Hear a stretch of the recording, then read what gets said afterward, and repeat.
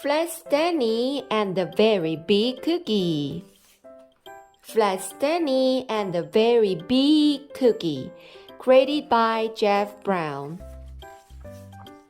Stanley Lambchop lived with his mother, his father, and his little brother Arthur. Stanley was 4 feet tall, about a foot wide, and half an inch thick. He had been flat ever since a bulletin board fell on him. People in Stanley's town liked having a flat boy around, especially since Stanley was always willing to lend a hand, or even a whole arm. He helped the librarian reach books that slipped under the stacks. He helped the dentist smooth out the new wallpaper in his office. And when the baker was busy, Stanley helped him froze cakes, 2 at a time. But one day, Stanley and Arthur went to Pete's Sweets and found that the baker wasn't busy at all. "What's wrong?" asked Stanley. "It's the baker in the next town," said Pete. "He's taking away all my business." "But how?" Stanley asked. "What does he have that you don't?" "2 words," Pete said. "Cake pops." "Oh, cake pops? Yummy!" said Arthur. Stanley elbowed his brother. "What?" Arthur said. "They are." "It's true," said Pete glumly. "They are yummy."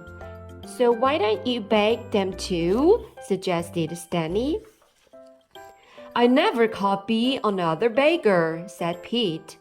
"I'm the one with the big ideas. The tart trend, I started that. The cupcake craze, me again."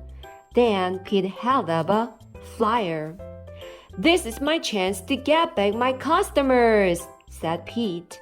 "I have to think about the next big idea by Saturday." He threw his hands in the air. A cloud of flour flew up. "If I don't, my bakery is doomed." That night, Stanley and Arthur tried to think of an idea for Pete. Mini muffins, bite-sized brownies, everything had been done before. "How about a nice coconut macaron?" suggested Mrs. Lambchop. The boys didn't know what a macaron was, but it didn't sound like anything that could beat a cake pop. The next day was Friday. Stanley and Arthur stopped by the bakery after school. It was a mess. There was frosting everywhere. One whole table was covered with cookie dough. Candy balls rolled around on the floor. "Mr. Pete," called Stanley. "What's going on?" "Whoa!" Stanley slipped on a candy ball. His flat arms made a windmill as he tried not to fall. Pete came out of the kitchen just in time to see Stanley land, smack, face first in the cookie dough. Arthur peeled his brother off the dough. There was a Stanley-shaped dent in it. "I'm so sorry, Pete," said Stanley, but Pete was staring at the dent with a strange smile on his face. "The next big idea," he said. "It's big!" Pete started racing around the bakery. The boys didn't know exactly what his plan was, but they pitched in. Stanley and Arthur helped mix the giant batch of cookie dough. They rolled it out on the table. Then Pete pulled up a chair. "Stanley, would you climb up here and fall on the dough again?" "Okay," said Stanley. "But does it have to be face first this time?" Pete grinned and shook his head. Stanley got up on the chair. He took a deep breath and fell backward. "Perfect," said Pete. Arthur pulled away the extra dough. Pete and Arthur pulled and pulled. Then they helped Stanley stand up. On the table lay a gingerbread boy. It was 4 feet tall, about a foot wide, and half an inch thick. "Just like you," Arthur told Stanley.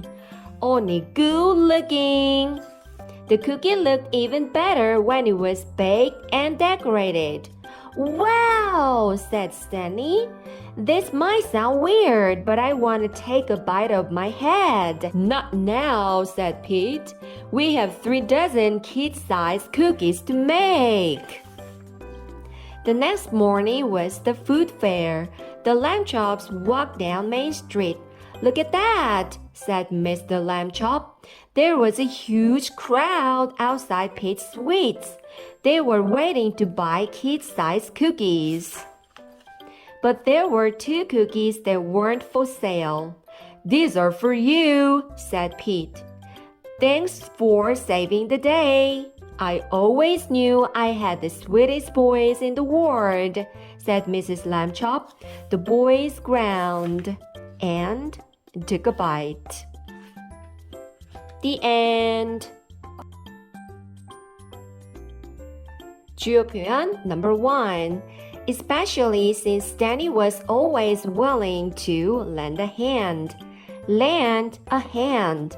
Lend a hand.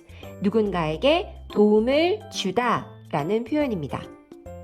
주요 표현 number 2. He helped the dentist smooth out the new wallpaper in his office.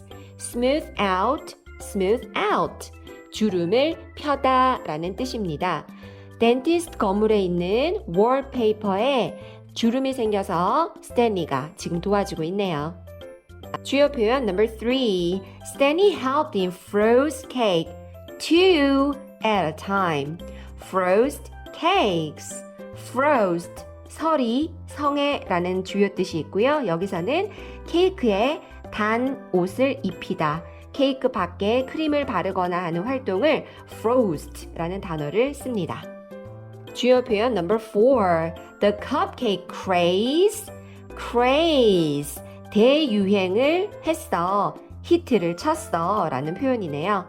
이 베이커가 컵케이크를 만들어서 그 컵케이크가 대유행을 한번 쳤었던 기억이 있었나 봅니다.